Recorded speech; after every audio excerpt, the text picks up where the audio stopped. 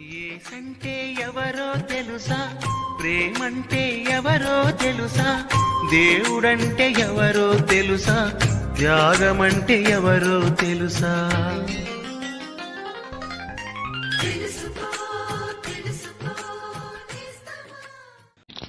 ప్రభువైన యేసుక్రీస్తు అతి శ్రేష్టమైన నామమున మీకు వందనములు. పరిశుద్ధ గ్రంథమైన బైబిలు నందు యోహాను సువార్త 19వ అధ్యాయము 28వ వచనములో ఈ రీతిగా చదువుచున్నాము. అట్తరువాత సమస్తమును అప్పటికి సమాప్తమైనదని యేసు ఎరిగి లేఖనము నెరవేరునట్లు నేను దప్పికొనుచున్నానెను.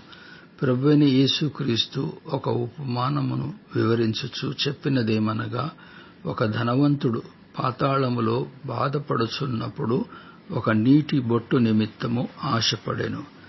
మనుషులందరి నిమిత్తము యేసు ప్రభువు శిలువపైన నరక వేదనను అనుభవించెను. సమస్తమును అప్పటికి సమాప్తమైనదని యేసు ఎరిగి పరిశుద్ధ లేఖనములయందు చెప్పబడినది నెరవేరునట్లు ఆయన నేను దప్పికొనుచున్నానెను. ఈ దాహము ఆయన శిలువలో అనుభవించుచున్న వేదనను బట్టి కలిగినది మాత్రమే కాదు, ఆయన దాహము ఆత్మ సంబంధమైనది కూడా. ఆయన పుట్టుక, ఆయన జీవితము, ఆయన పరిచర్య, ఆయన ఆశ్చర్య కార్యములు, ఆయన బోధలు, శిలువపైన శ్రమలు ఇవన్నీ దేవుని వాక్యమందు ప్రవచింపబడిన దాని ప్రకారము జరిగెను.